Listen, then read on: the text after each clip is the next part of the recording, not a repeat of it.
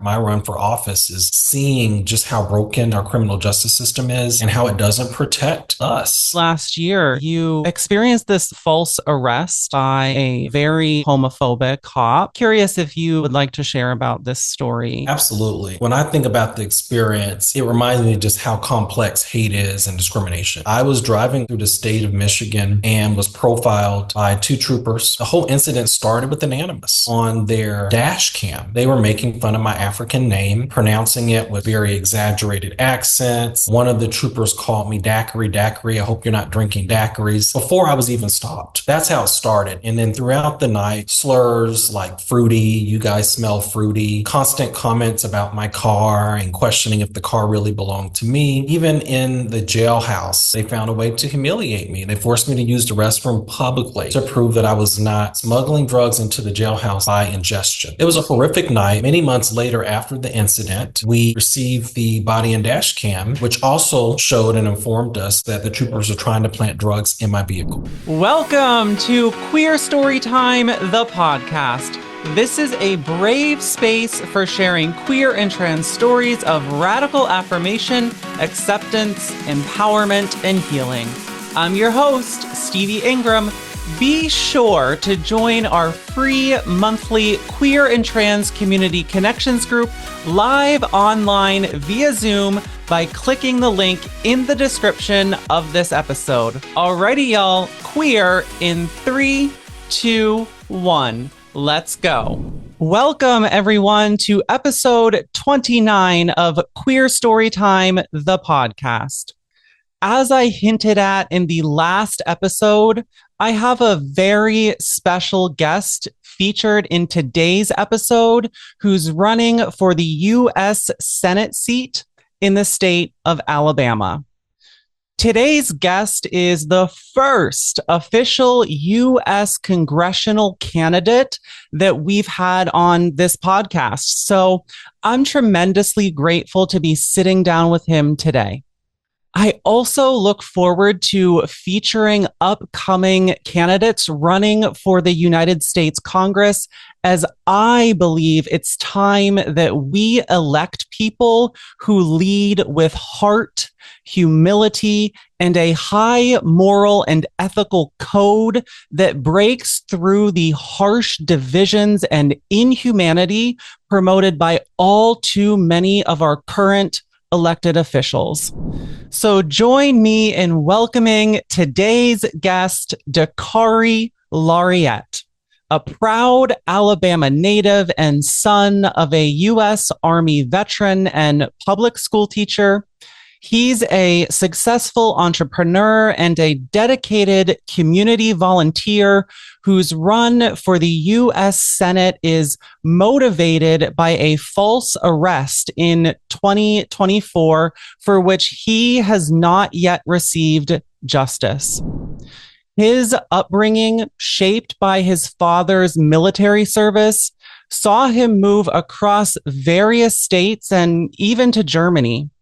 After excelling as an honors student and earning a full scholarship to the University of Alabama, Dakarai's passion for public service grew during his junior year as an exchange student at Howard University. He built a successful career as a corporate leader while managing a pet care business he started in his garage, ultimately returning to Birmingham in 2021, where he became known for his servant leadership. Engaged in various volunteer activities, he also leads a board representing local families and businesses, expressing his love for Alabama's culture and community. In his free time, Dakarai enjoys the shooting range and attends First United Methodist Church regularly. Welcome, Dakarai, to the Queer Storytime podcast. I'm so glad to have you join us today.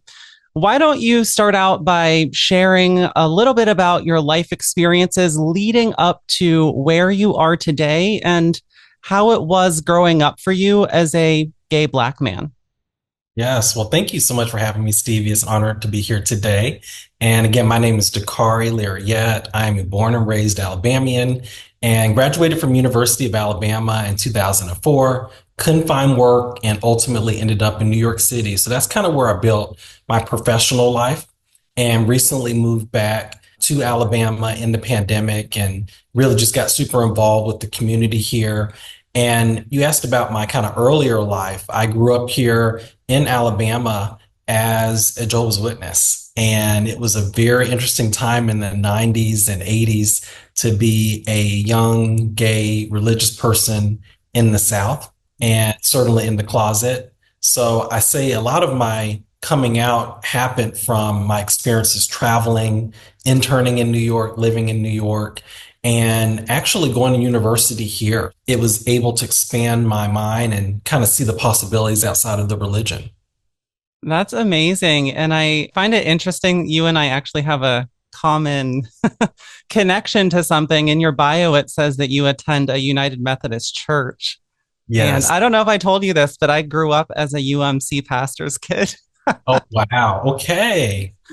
So this is one of the themes that we discuss a lot on Queer Storytime is like the intersection of queerness, transness, and spirituality. So maybe that's a good place to lead off. Like, what was your transition, so to speak, from moving from Jehovah's Witness when you were a kid to now attending a UMC church? Well, I like to say there was this kind of lost period of 20 years when I didn't practice any religion. Mm, And growing up as a Jehovah's Witness, you are told that is the only true faith, and every other religion is wrong. And with that, I saw these more affirming religions when I was in New York City, but I just couldn't bring myself to do it, to even walk in the door. But when I moved back to Alabama about 2021, one of my friends, who's also a University of Alabama alum, said, "Hey, just come to church with me one day."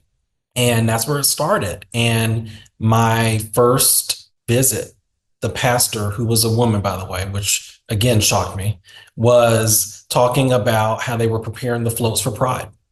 And then I knew that I was finally in a church where I would be accepted and not questioned. that's amazing. That's amazing. Yeah, and shout out to all the aunties that cook delicious foods at the UMC churches because I know they can cook, right?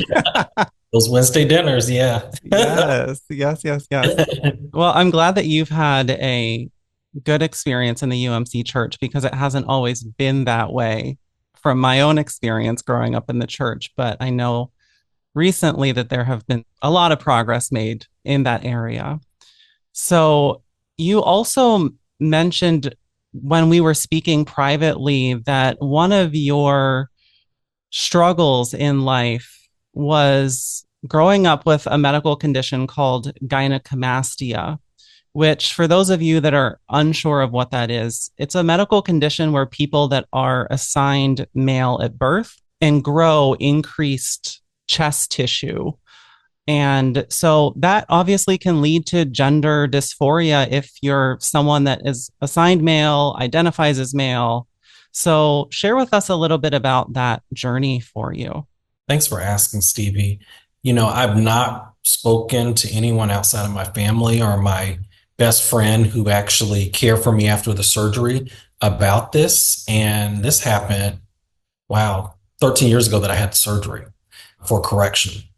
But I felt that it was time to talk about it because of all of the attacks on gender affirming care and the trans community. And while I don't identify as trans, I've felt and experienced many of the things that that community has been through. And, when I think about my reason for running for office and why I'm so active in my community and fight for marginalized people, a lot of it stems from me having those experiences and being able to just speak to them Mm, and affirm their feelings. And imagine you are a teenage boy, and I've always known that I'm a man or a boy, and it's already a vulnerable time. I was starting to realize that I was different and that I was attracted to other boys in middle school. And then imagine you start developing feminine breast. Mm. So it was traumatic. I didn't get to the point of suicidal ideation, but I hated my body. I tried to rip them off. I tried to beat them, anything I could think of to address the pain that I was feeling physically and mentally and the shame. And I guess the other part that was hard is you're already dealing with these feelings of being different, and people perceive it even if they can't quite say what it is at that age. So you're not popular as far as like sports. You're the last person to get picked for sports. You don't want to change in front of other guys. So it was very, very difficult. And I actually went into ballet. Yeah. So That's amazing. sport, but not your typical sport here in the South. I went into ballet, and even then, you think about the rigor of ballet. I was a ballet major in high school. I was underweight. It's such a strenuous physical activity. Even then, I still had that presentation. And, I was still kind of like shocked. I thought like you could burn it off, but, as a doctor, that's not possible. So that was very difficult as well because you're showing your body with leotards and things of that nature. So it was a very hard experience as a young adult. And then into my 20s, I started to wear a compression vest and things of that nature to hide it. And then finally, I was able to get surgery when I turned 30. Wow. So you lived with it for all those years. Yeah, I did. My heart kind of sinks to my stomach because I know growing up being assigned male myself, being in like the boys' locker room earlier in life, that is not a safe place for anyone that is of, a marginalized identity, let alone has some physical medical condition that kind of feminizes their body. Thank God for medical science, right? Right, right. And so kind of tying back to the trans community, I am just so empathetic. Like I know intimately what that feels like. Like you wake up and you're like, this is who I think I am. This is how I want to be perceived in the world. And it's just not, you're not on the outside who you are on the inside. So Right. encourage people to really think about that and be more empathetic. Absolutely. I think it's a good point of reflection for cisgender folks, especially. But also, I think we can have the conversation that, like you've experienced, cisgender people can also experience, what modern science and psychology calls gender dysphoria. That phrasing, that diagnosis is not unique to transgender people. Right. We just experience it because of who we are. I think it's an important point in all the misinformation flying around online and in social media that cisgender people can equally experience this. Yes. So I really appreciate you being open and sharing about that aspect of your life. So, another unfortunate thing that you had to experience, we might as well get all of this, all of the adversity you faced out kind of in the same section. Recently, last year, you experienced this false arrest by a very homophobic and probably transphobic cop. You had multiple sharings of this story on the program The Young Turks on YouTube, which is a very prominent news channel. I'm just curious if you would like to share about this story, Sure. here on Queer Storytime. Absolutely. And I guess when I think about the experience, it reminds me just how complex hate is and discrimination because so much was happening at once. And even now, as we fight this matter in our court system, very skilled, intelligent people like the judge can't even quite wrap their minds around, oh, how is this homophobia? Oh, how is this racism if a Black cop was involved in the incident? So that is certainly a challenge that my legal team is going to have to explain because, again, some of these folks just have not had the lived experience. But in short, I was driving while Black through the state of Michigan and was profiled by two troopers. And The whole incident started with an animus. We, many months later, received a copy of the body and dash cam from the night and saw that on their dash cam, they were making fun of my African name and pronouncing it with just very exaggerated accents. And one of the troopers called me Dakarai, Dakarai. I hope you're not drinking daiquiris before I was even stopped. So that's how it started. And then throughout the night, there were slurs like fruity, you guys smell fruity, there's something fruity in here, when we were not drinking at all. And constant comments about my car and questioning if the car really belonged to me. So it was humiliating. And even in the jailhouse, they found a way to humiliate me. They forced me to use the restroom publicly to prove that I was not smuggling drugs into the jailhouse by ingestion. Oh my So it gosh. was a horrific night. And many months later, after the incident, we received the body and dash cam, which also showed and informed us that the troopers are trying to plant drugs in my vehicle. So they wanted a total ruin and they wanted a drug charge. And to this day, I've not received justice from that night. And that is what has inspired my run for office, is seeing just how broken our criminal justice system is and how it doesn't protect us. It protects the worst actors, in this case, the troopers.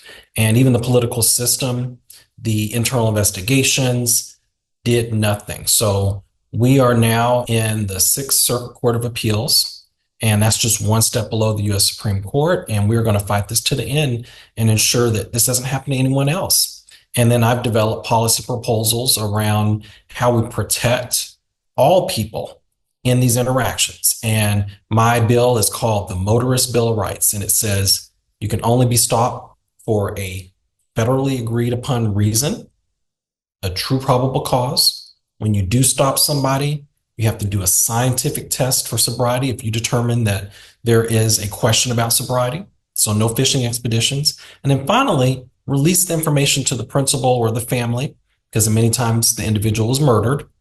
Release the information without redactions immediately, within 24 hours, without redactions and without cost. So in my situation, I waited 5.5 months, spent $600 and got a botched and edited video, which covered up the criminality of the police. And all of that sounds like such common sense to me. It surprises me that it doesn't even exist. So the George Floyd bill was an attempt to do some of the things that I'd like to see done. Now, my approach is a little bit different. I want to fully bring in the law enforcement community. This is not about antagonizing them. This is about accountability. And it's going to make all of us safer, because if you think about it, if the law enforcement understand every single interaction is going to be recorded and released immediately, they're going to think very carefully about who they stop, make sure they're stopping them for legal reasons, and make sure they're not violating civil rights when they do. Absolutely. Yeah, it's such common sense. I guess from a psychological standpoint, what do you make sense of in regards to this entire experience, the homophobia with Yeah. the cop Yeah. and what happened to you like in the jail cell? Yeah. What do you make sense of that? That it all starts from how we recruit these people Mm, to their roles. And I spent 20 years in corporate America.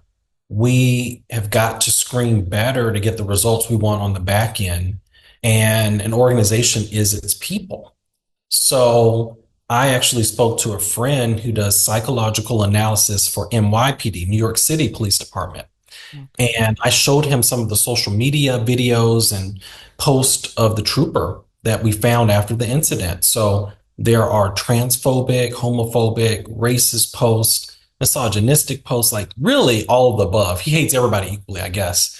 We showed those to my friend, and he said this guy would never be hired by NYPD. And he should not have been working for Michigan State Police either. And it just shows what hate can do. It clouds your judgment. And this is not someone who should be on public payroll interacting with people. And it also is apparent that the system is broken and the system is condoning the behavior. We've seen the defenses issued by the state police, the PR statements that ignore obvious facts. We are still fighting this through the Michigan Department of Civil Rights, which investigates civil rights violations. So we filed a complaint both internally, through lawsuit, and through this agency. And this agency is supposed to look out for people like us to make sure that we are not being treated with animus. And the state police just 2 weeks ago informed that agency that the full interaction was professional and that there was no shouting involved or any type of disrespect. And I'm like, literally starts with you making fun of my African name and pronouncing it in an embarrassing way. How is that respectful? And calling me fruity when all your tests proved that I had absolutely no alcohol in my system. So the system is broken. Right. And it's, embedded in this broader system of white supremacy. Yes. That inflicts harm and does not handle situations like these ethically. And I know that you wrote about this in your new book, and I just want to share your book title. It's called Don't Flush: From a False Arrest to a Political Awakening, My Journey to Making a Difference. So I just want to ask you, where was your state of mind before this false arrest happened? And then what was the political awakening? And I know you've just explained some things, but I'm curious, what that transition was for you. Yeah. So part of my therapy was talking about what happened. And I'm a very introspective person, and that can be super dangerous. People like myself, they say, are the worst sufferers of PTSD because we just replay things, right? You got to get it out. And that was what my therapist said. So I started talking about it and writing. That is what spawned the book. And before the incident, I had spent 20 years serving my community. So I was a board member at Bronx Community Pride Center, so caring for our unhoused and LGBT youth of the South Bronx. I worked in harm reduction for National Harm Reduction Coalition. So that was a coast to coast nationwide capacity building organization, and we fought the opioid crisis. And I had done all this work and service to my community. I had not connected it to truly officially serving in a political capacity. Mm-hmm.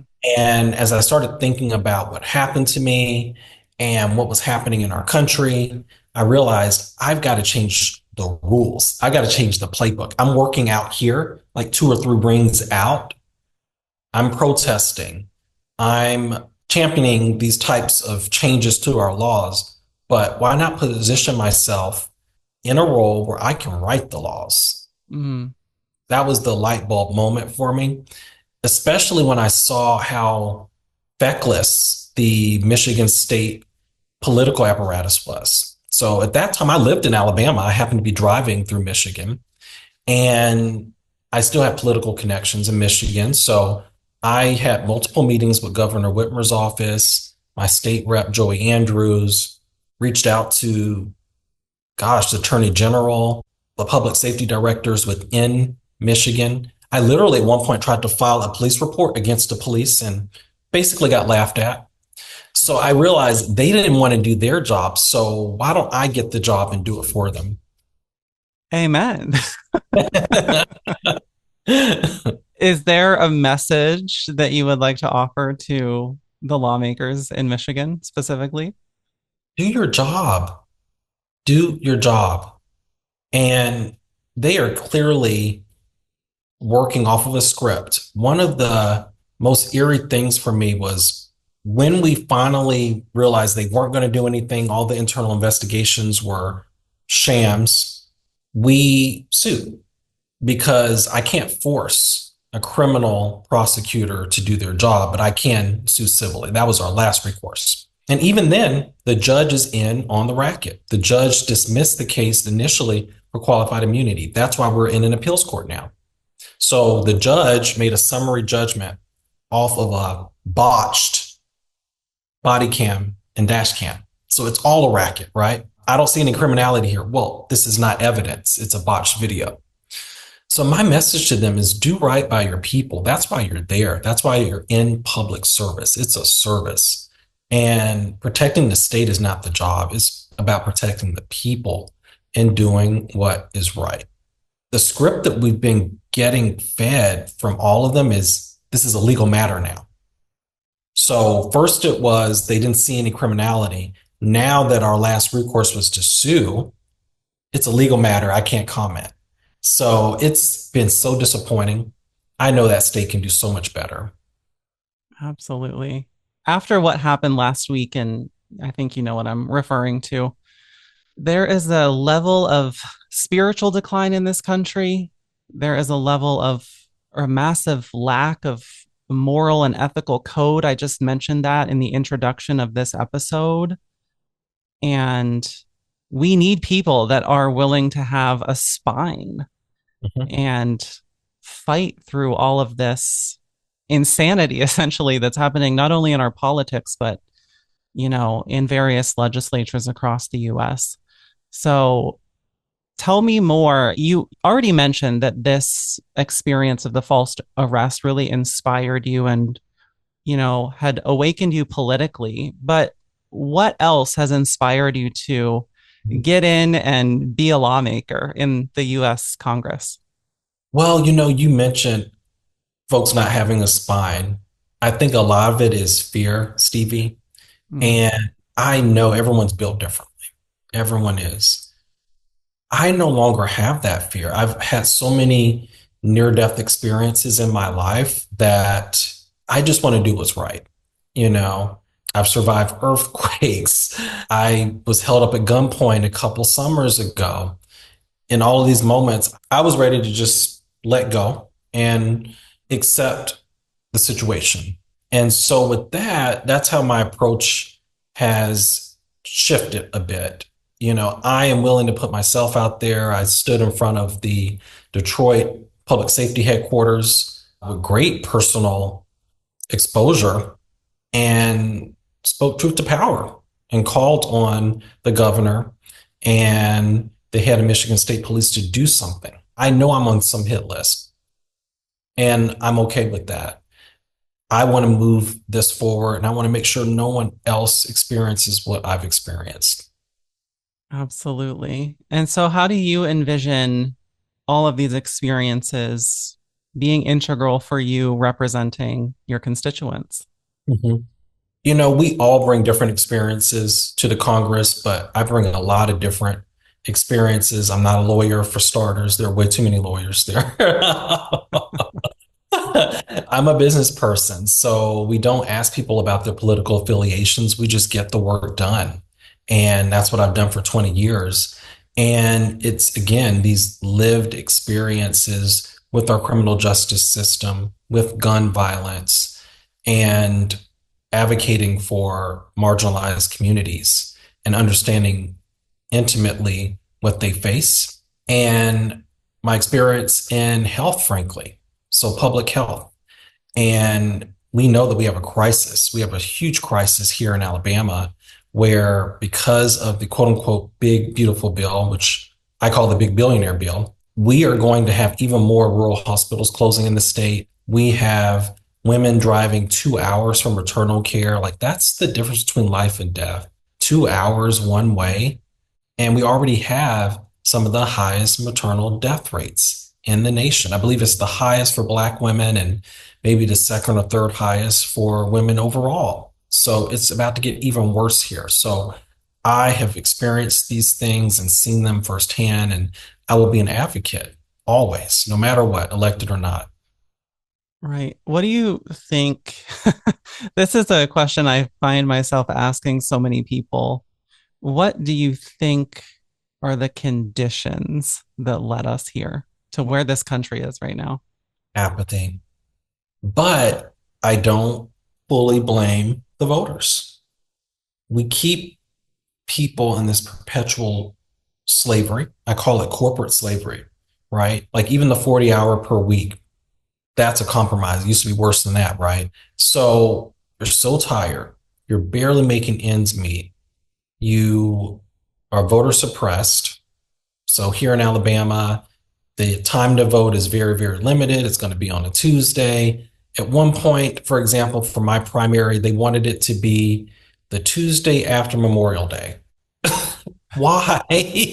So we fought and fought and fought, and we got it moved up a week to May 19th, 2026, which is much better than the week after.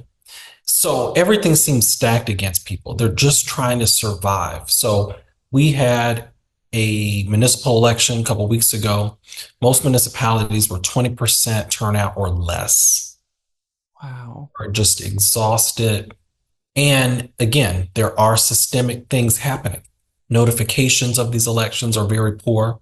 So the people that they want come out and vote. And that's how, a very small oligarchy is controlling our country, both through money and the actual votes. Yeah, as you said, everything is stacked against people, it seems, in our current structure of the United States. What other platforms are you running on in your current campaign? It's all about listening. So I've been on the phones and then traveling the state for about 3, 4 months and listening to people. And we even did a poll internally to see what are the key concerns and what keeps people up at night. And it is kitchen table. So we've talked about a lot of it already. Education. So we've not been investing in Alabamians on a per pupil basis. We're significantly below the rest of the country. So we spend a lot, but it's not incredibly effective. And it's still below the per pupil average. And that's why I had to leave the state. When I graduated from University of Alabama, I could not find a job here. And what happens is so sad. I see folks I grew up with, brilliant and super intelligent people that are underemployed. I chose to leave the state so that I could do something with my advanced degree and healthcare. So we've talked about the healthcare deserts, the maternal deserts throughout the state. We need to invest. We've got to invest. And federally, we can do is ensure that we're putting enough money into Medicaid and Medicare expansion so that states like Alabama can get that funding, and then encouraging the leadership in the state to actually take the funds. So it's a two-part effort. And then finally, economic opportunity. So a lot of that economic opportunity will come from those front-end investments in education and healthcare, but then also supporting unions, collective bargaining, ensuring that everyone has a fair wage and work conditions, job training programs. And I super support more affordable childcare as well as elder care so that people can fully participate in the workplace in this market.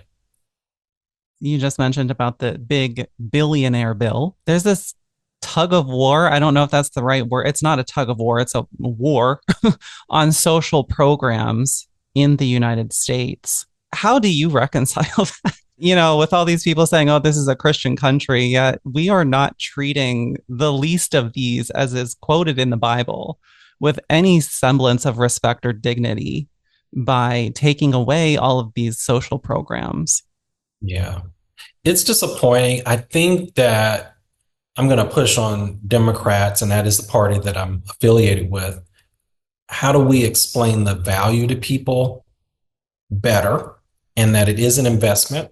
And then also, and this is something that I'm doing through my platform, how do we express the glide path to getting people off of these programs? Because it can't be the end goal, but in the short term, it's inhumane to kick people off of these programs. So that's the challenge to the party. But it's very easy to explain to people $800 billion for defense because of Russia and China and right, those immediate threats. And that is the first goal of government. And I think a lot of it is messaging and communication that we've got to do so much better. That and also establishment of baseline facts, science, evidence. Yeah. And then how investing in healthcare will ultimately be less expensive for the country. More productive folks are going to be, resulting from healthy people. How education, well, I'm sure some people don't want an educated population that typically becomes more democratic, but more educated people are going to lead to a more productive society as well and better healthcare outcomes. So it's all interrelated, but those are investments you don't see today. You see them tomorrow. When you spend $800 billion in defense, you get a new jet. Absolutely. What do you make of this conversation? I know some of the more progressive states like Illinois, California, and others are talking about like a soft succession, which essentially means, in my understanding, withdrawing funding from the southern states Mm. that are voting to uphold these candidates that are essentially destroying this country. What do you think is going on in the South that is creating such a stark contrast between more progressive states like Illinois and everything that Governor Pritzker is doing here? What do you make of the dichotomy Yeah. between those areas and those states? As someone who's lived most of his adult life in New York, those are much more secular states. And I think it's fair to understand they're also more educated. And if I kind of look internally, I grew up as a very conservative Jehovah's Witness. I believed everything in that faith and followed it to a T. Once I went to college, even though it was in Alabama, I went to college. I said, oh, wait a minute. There are thousands of religions that exist now and existed in the past. This can't be the only true religion. And I can apply my modern sensibility, experience, and education and choose a path forward in faith. And a lot of people in Alabama are not there yet. Again, this is that investment in education. We are not the most educated state. In fact, we're poorer, sicker, and less educated than most of the rest of the country. And I think it's intentional because it allows individuals to be controlled. So I think that is frankly where we are. And it's sad. Now, with regard to the actual action, so I think you call it soft succession. I don't know if that's the right way. I'm hearing about the redistricting, which seems like that's going to become an endless battle. Yeah, I agree. The approach, I think, needs to come from our legislative branch, which seems to be asleep and leading from behind. We need to make very clear rules around when we can redistrict. And I know that we're typically on this 10-year cadence with the census. That needs to be very clear. The guidelines need to be very clear. We do allow a lot of states' rights to be interjected into the voting process, but it seems like now is time to identify what the gaps are that are compromising our democracy and codify them. And that's my biggest complaint against Democrats is when we have power, we didn't use our legislative time to codify Roe versus Wade, to codify protections for LGBT people, to codify voting rights. And now that we have this MAGA extremist Supreme Court, they are just destroying everything. Absolutely. And I think if there's anything, we can debate like what is the role of the government, but in spite of that, I think one of the roles is even if there isn't a fully informed electorate, like in your state and many of the southern states, that is where it is the job of elected officials to educate and public health officials. And like I said earlier, there's not an interest in fact. We fundamentally cannot agree upon foundational facts and evidence. And that's exactly what leads to fascism. And it starts at so many different levels. So there are these offices that are not sexy that you never heard of before. They all need to be challenged on both sides so that we're having a dialogue. And that's what we're finding in many states like mine in Alabama. There are roles that just simply we can't even recruit a Democratic candidate. And one that I'm learning more about is Secretary of State here in Alabama to make voting more accessible. So we talked a little bit earlier around the original date for my primary was the day after Memorial Day, which is a horrible time. People are traveling, it's summertime, kids are out, terrible time. That's voter suppression. So getting people in every single role, even down to dog catcher and school board, so that we're having a good dialogue and educating people so that the process works for us, for all of us. I agree. Do you feel overwhelmed by all of this at all on a human being level going into the role that you're pursuing? Not yet, but we are a year and like 2 months out. So we'll see. Ask me in a couple months. It's early days, but it's exciting at this point.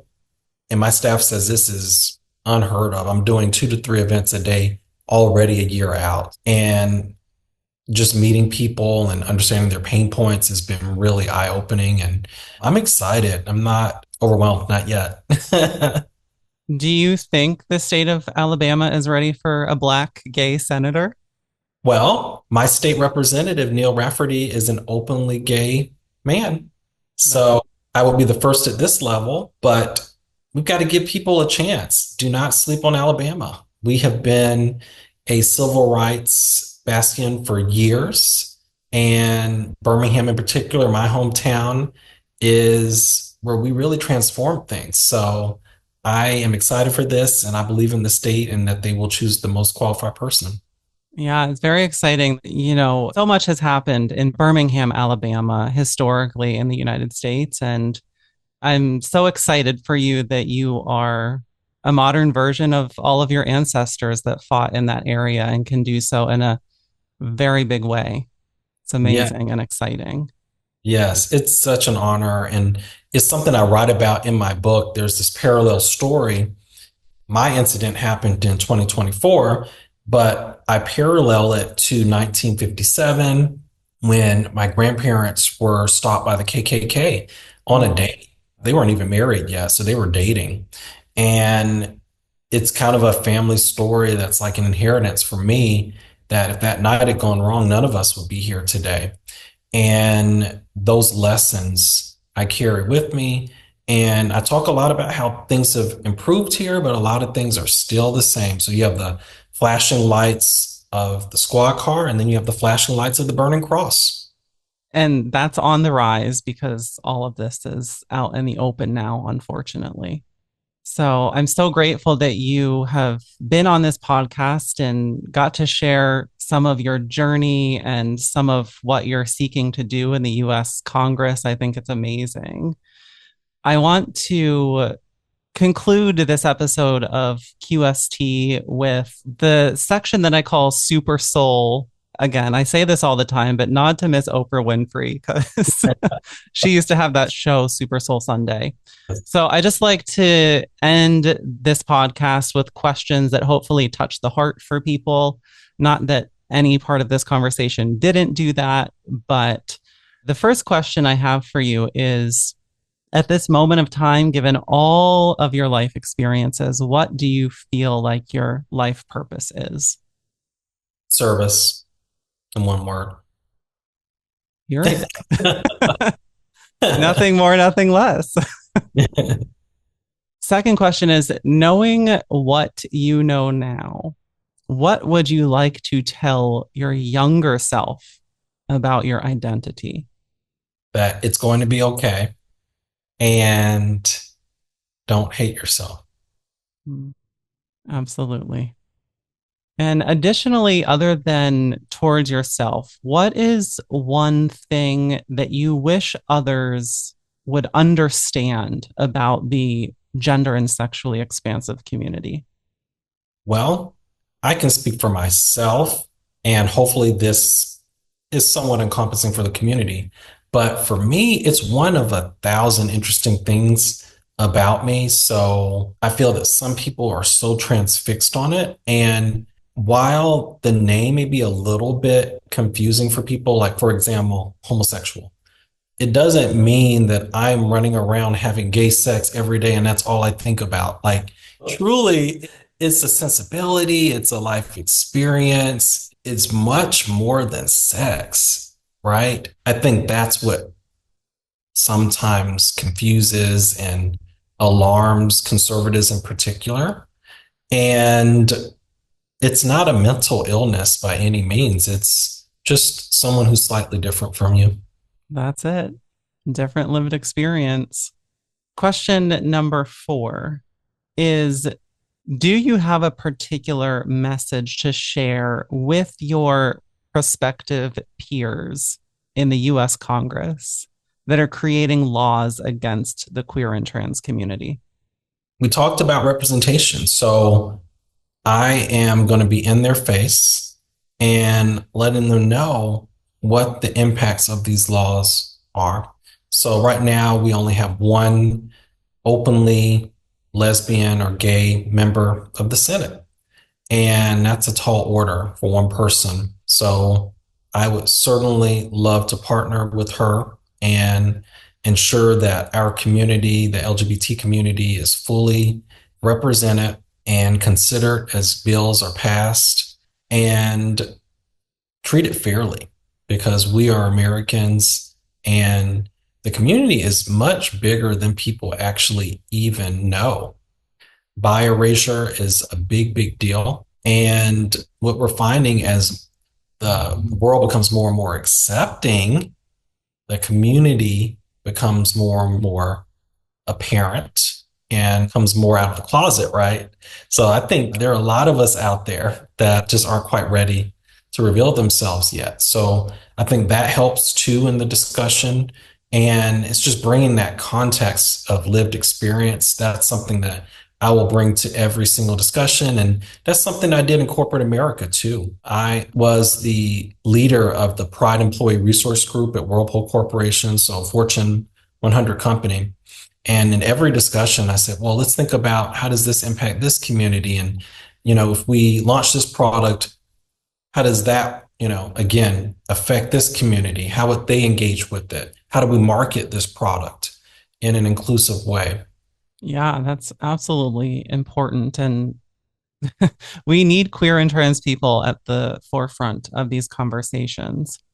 Kind of in this same vein on queer politics, so to speak, and everything happening in this country, what message would you offer queer and transgender youth in this country right now?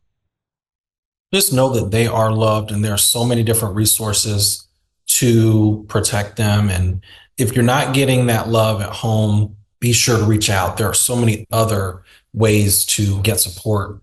And it's sad when parents don't do right by their children, and it takes them time. Give them some grace. It took a little bit of time for my parents to come around, and in the end, they became super advocates. Wow. So it's tough. It's very tough. And I think some of the phobia comes from lack of knowledge, religion, and that's hard to unlearn. It absolutely is. Yeah. And that too is equally, I think, a spiritual healing that needs to happen over time. Right.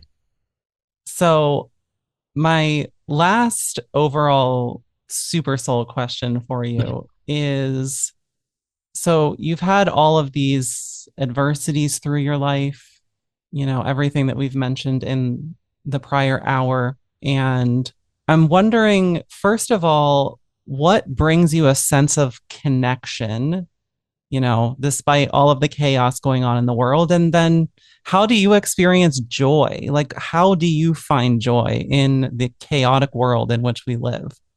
I truly believe my journey through faith, and it's just so sad that I missed those 20 years, but my journey through faith has really brought a lot of connection, and it just allows you to think bigger than yourself. And it's that reset. It's like going to the gym. It's one of many things that I do. So physically, taking care of myself, mentally, spiritually, those are all different investments that I make into myself each week. And I think that's really it. Thinking beyond yourself. Absolutely. As I like to say, self-care is healthcare. So where do you see yourself going from here? I know you have this big campaign happening as we speak. Yeah. So the campaign is the journey, and the journey matters, not just the destination. And with that, I am doing the work now. I'm already drafting policies to protect our communities, and I'm putting them on my website. And frankly doing more than some of our sitting senators. So I'm going to be doing that for the next year plus, and hopefully I will win this seat. But either way, I am going to be a voice in fighting for justice through criminal justice, healthcare, economic opportunity, and education. I love that. That's exactly what is needed. So, how can people find you if they would like to get in touch? So just go to DakariLarriett.com, and that will connect you to all of our social media, my blogs, which talk about all the different policy proposals, and then the media section where you kind of see other interviews and my take on things and how we move forward together in a more inclusive and productive way, which is the only way forward for this country, because what we're seeing now is just not working. Absolutely is not. And yes, thank you, Dakarai, for being a part of this podcast. It's been an honor to have you here and to share a little moment of time in your journey. And I'm just genuinely wishing you all the success with your campaign this year. Oh, thank you so much, Stevie. And it's been such an honor to speak to you. Wonderful. Thank you. Hey, friends, I'm so delighted that you've made it this far. My hope is that this episode has opened your heart and provided you with valuable insights into the lived experiences of those in gender and sexually expansive communities. There are several ways in which you can continue to engage with the queer Storytime community beyond this podcast. You can join our free monthly queer and trans community connections group live online via Zoom. You can also join the QST community Patreon as either a free or paid member. Lastly, if you do have the financial means, you can donate to the Queer Trans Thriving Mutual Aid Collective that seeks to provide holistic, queer and trans affirming health services to those most in need within our community. Links to our community can be found in the description of this episode. From the bottom of my queer heart to yours, I'm sincerely grateful for you tuning in to Queer Storytime, the podcast. Hugs and love, y'all. Until next time.